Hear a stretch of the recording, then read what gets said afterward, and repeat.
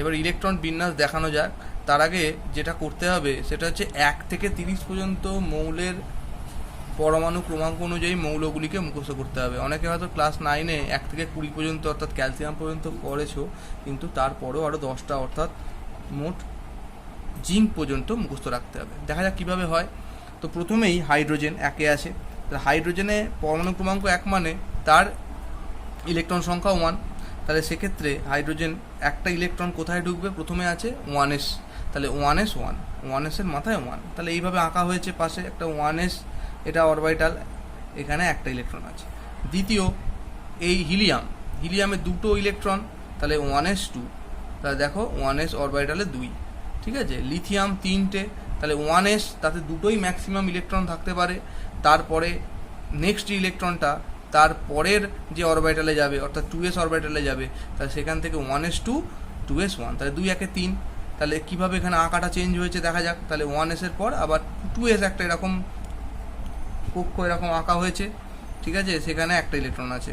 তাহলে এইভাবে বেরিয়াম সেক্ষেত্রে 1s2, তারপর 2s2, 4টে মানে 2 2 4, এইভাবে দুটো দুটো হয়ে গেছে। এবার যেই 2s, তো দুটোর পরে আর ইলেকট্রন নেই, অর্থাৎ বোরন থেকে আবার পি অরবিটাল শুরু হবে। তাহলে 1s2 2s2 2p। বলে রাখি এর মাঝখানে না কমা না পুটকি কিছু নেই, পরপর লিখে যেতে হবে, এবং SPD সব ছোটো হাতের, এইভাবে লিখতে হবে। তাহলে 1s2 2s2 2p1, তাহলে আঁকাটা হয়েছে 1s2 2s2 পি অরবিটাল। আমরা জানি এরকম 3টে কক্ষক নিয়ে গঠিত, যে এইভাবে একটা ইলেকট্রন থাকবে। কার্বনের ক্ষেত্রে পরে কি হবে? তাহলে 1s2, হ্যাঁ, তারপরে হচ্ছে 2s2, তারপরে হবে 2p2। তাহলে এইভাবে যদি আঁকি তাহলে 1s সেখানে 2, 2s-এ 2, আর এখানে আবার তাহলে 2p-তে 2টো। তাহলে এইভাবে চলতে থাকবে। নাইট্রোজেন আর আঁকছি না, তাহলে 1s2 2s2 2p3, 2 এর পর 3, 7টা হয়ে গেছে, ওপরটা গুনলেই পেয়ে যাবে। অক্সিজেন তাহলে 1s2 2s2 2p4। Fluorine 1s2 2s2 2p5। ঠিক আছে। আচ্ছা, একটু আগে যে অর্ধপূর্ণর ব্যাপারটা বলছিলাম, তো দেখো এখানে নাইট্রোজেনের ইলেকট্রন বিন্যাসটা আঁকা দরকার আছে, একটু এঁকে দিয়ে দেখাই। তাহলে এক্ষেত্রে দেখো 2p অরবিটালটা যেটা কেমন অর্ধপূর্ণ, ওই জন্য নাইট্রোজেনের কিন্তু ইলেকট্রন বিন্যাস স্থায়ী। দেখো 1 2 3, তাহলে এটা অর্ধপূর্ণ স্থায়িত্ব লাভ করেছে, কারণ এর 3টে ইলেকট্রন অর্ধপূর্ণ স্থায়িত্ব লাভ করেছে। যাই হোক, তাহলে এক্ষেত্রে ফ্লোরিন আমরা জানি হ্যালোজেন শ্রেণীর মৌল। তারপরেই আছে নিয়ন, অর্থাৎ নিষ্ক্রিয় শ্রেণীর মৌল, সেটা হচ্ছে 1s2 2s2 2p6। তাহলে পি এখানে শেষ হচ্ছে, দেখো তাহলে 1s, তারপরে 2s, তারপরে 3 4 5 6, তাহলে 2p6। তাহলে এটা হচ্ছে নিয়ন, স্টার দিচ্ছে, এটা হচ্ছে নিষ্ক্রিয় মৌল, তাই না? নিষ্ক্রিয় মৌল। এরকম নিষ্ক্রিয় মৌল আর একটা আছে হিলিয়ামেও 1s শেষ হয়েছে। ঠিক আছে। তো দেখো প্রতিটা এই যে শেষ যখন হচ্ছে সেটা কিন্তু একটা করে নিষ্ক্রিয় মৌল। এরপরে তাহলে কি হবে? সোডিয়াম 11, তাহলে 1s2 2s2 2p6, তারপরে 2p এর পর আসে 3s, তাহলে 3s1 হয়ে যাবে। তাহলে এইটা এত পর্যন্ত যেমন আছে, ঠিক আছে। এরপরে নতুন একটা অরবিটাল অ্যাড হবে, সেটা হচ্ছে 3s, সেখানে একটা ইলেকট্রন ঢুকবে। এভাবে পরপর চলতে চলতে, আমি তো সব দেখাতে পারছি না, তাহলে আমি একবারে ক্লোরিন দেখাচ্ছি, যেটা 17 আমি ক্লোরিন দেখাচ্ছি। ক্লোরিন তাহলে 1s2 2s2 2p6, 10টা হয়ে গেল। তারপরে 3s2 6, তারপরে হচ্ছে 3s এর পর 3p, তাহলে কটা হবে? 10 2 12 আর 5 17। তাহলে এটা যদি আঁকা হয় তাহলে কিভাবে আঁকবো? 1s-এ 2টো, 2s-এ 2টো, 2p-তে 6টা, আবার 3s, সেইখানে 2টো, নেক্সট হচ্ছে 3p-তে 5টা হয়ে গেল। ঠিক আছে, এরপরে আবার একটা 18 এর নিষ্ক্রিয় মৌল আছে, কে আছে? আর্গন। তাহলে argon 1s2 2s2 2p6 3s2 3p6 এক একটা করে অরবিটাল কমপ্লিট হচ্ছে একটা নিষ্ক্রিয় মৌল, স্টার দিয়ে রাখলাম।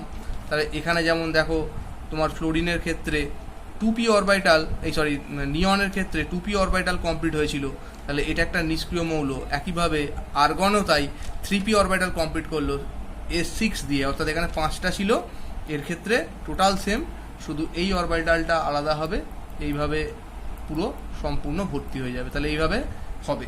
তাহলে এটা হচ্ছে নিষ্ক্রিয় মৌল। এবারে এভাবে চলতে থাকবে। এরপরেই যেটা 19-এ পটাশিয়াম। তাহলে পটাশিয়ামের ক্ষেত্রে কি হবে? 1s2 2s2 2p6 3s2 3p6 হয়ে গেল 18। 19 3pর পর কিন্তু 3d হয় না, আমি বারবার বলেছি 4s হয়, তাহলে 4s1। তাহলে এরপরে এত পর্যন্ত সেম। তারপরে আবার একটা 4s অরবিটাল আসছে, এটা ছিল 3p, এটা হচ্ছে 4s। তাহলে এইভাবে পটাশিয়ামের পর 20 ক্যালসিয়াম। ক্যালসিয়ামে কি হয়ে যাবে? 1s2 2s2 2p6 3s2 3p6 4s2, তাহলে 4s2 হবে। আচ্ছা, বইয়ে একটা জিনিস আছে লেখা, এইটাকে এইভাবে হয়তো লেখা আছে যে Ar মানে আর্গন, তারপরে আছে 4s2। এর অর্থ কি? এইটার অর্থ মানে এই ইলেকট্রন বিন্যাসটা আর্গনের এত পর্যন্ত কমন, তাহলে ওই জন্য এটাকে আর্গন লিখেছে, তারপরে 4s2 লিখে। ঠিক আছে, কিন্তু পরীক্ষায় তোমরা যখন ইলেকট্রন বিন্যাস দেবে এইভাবে কিন্তু লিখবে না, পুরোটাই লেখার চেষ্টা করবে। তাহলে হলো। এবারে কিছু পরপর এরমভাবে 30 পর্যন্ত আমাদের করে যেতে হবে। আমি এইখানে পাশে বইটা আছে, পেজ নাম্বার, সবাই নতুন বই যার আছে 128 দেখতে পাচ্ছ বইটা। তাহলে এইখানে পরপর দেখো করে দেওয়া আছে, পরপর করা আছে। এইভাবে বাড়িতে প্র্যাকটিস করবে পুরো আপ টু 30 পর্যন্ত, 30 পর্যন্ত। ঠিক আছে, পেজ নাম্বার 128 মনে রেখো। হ্যাঁ, 128 নাম্বার পেজ। যাদের পুরনো বই তারা খুঁজলেই পেয়ে যাবে, একটু প্র্যাকটিস করো। এখানে আমি ব্যতিক্রম কয়েকটা দেখাবো। দেখো, যেটা আমি ওই হাফ ফিল্ড এবং ফুল ফিল্ড স্টেবিলিটি নিয়ে যেটা ব্যাখ্যা করেছিলাম, তো 20 পর আমি ডাইরেক্ট চলে আসছি 23-এ, অর্থাৎ ভ্যানাডিয়াম। তাহলে ভ্যানাডিয়ামের ইলেকট্রন বিন্যাস কি হবে? 1s2 2s2 2p6 3s2 3p6, এটা আর্গনের ইলেকট্রন বিন্যাস পেয়ে গেলাম। তারপরে 4s2, এরপরে 20 হয়ে গেল 23, তার মানে 4s এর পর হচ্ছে আমরা জানি 3d, তাই 3d3।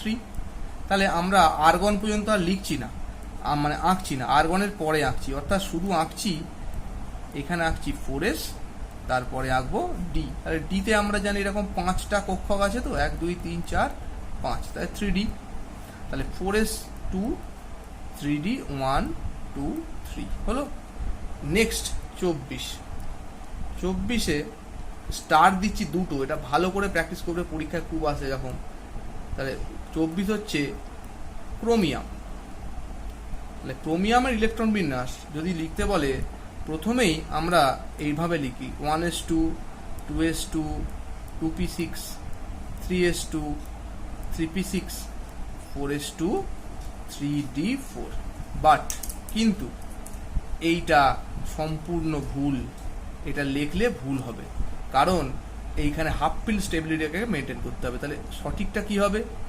1s2, তারপরে 2s2 2p6 3s2 3p6 4s1। 4s একটা ইলেকট্রন হয়ে যাবে, এই s ইলেকট্রন ডি কে দান করে d5, অর্থাৎ হাফ ফিল্ড হবে।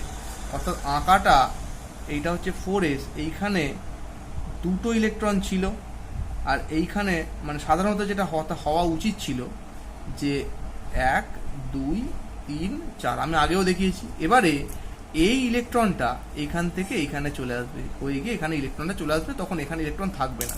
তাহলে এইটা যদি 4s1 হয়ে যাবে, 3d5 হয়ে যাবে। তাহলে এইটা একটা খুব ভালো করে মনে রাখতে হবে, এটা ম্যাক্সিমাম ভুল হয়। এই সেম জিনিস, একদম একই জিনিস আছে 29 এবং 30। ঠিক আছে, তো 29-এ এরপর তোমরা বাড়িতে কিন্তু পরপর প্র্যাকটিস করবে। ক্রোমিয়ামের পর Mn আছে, Fe আছে মানে আয়রন। ঠিক আছে, তারপরে আছে নিকেল। এইগুলো খুব ভালো করে বাড়িতে প্র্যাকটিস করবে বই থেকে। এরপরে আমি চলে আসছি একদম কপার আর জিঙ্ক। কপার হচ্ছে 29, ঠিক আছে, সিইউ। তাহলে কপার হচ্ছে 19। তাহলে কপারের ইলেকট্রন বিন্যাস আমি শর্টে লিখছি আর্গন, আমি লিখছি না আর্গন। আর্গনের পর কি আছে, আর্গন 4s2, 20 হয়ে গেল, 29 মানে হচ্ছে 3d9। তাহলে 20 আর 9 29। তাহলে আমি আবার যদি আঁকি, হ্যাঁ, তো তাহলে কি হবে, দেখো এখানে তাহলে 4s,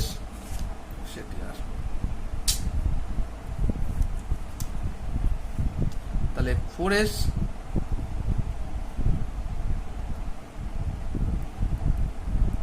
আর এটা হচ্ছে 3d। 1 2 3 4 5 6 7 8 9 হলো। এবারে যেটা কপারের পর কি আছে 30, সেখানে আছে জিঙ্ক। তাহলে জিঙ্কের ইলেকট্রন বিন্যাস হবে আর্গন 4s, সরি আমি ভুল বললাম, এইখানেই বোঝাতে হতো, আমি জিঙ্কের আগে এটাই বোঝাই।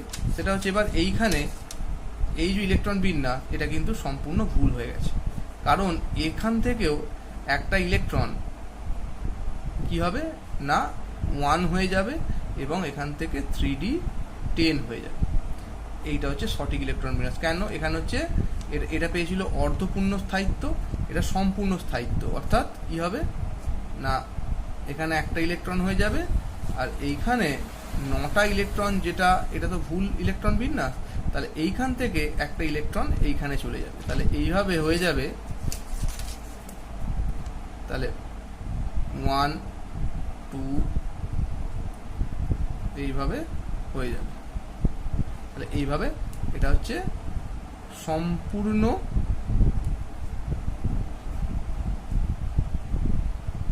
স্থায়িত্ব আর এটা হচ্ছে অর্ধপূর্ণ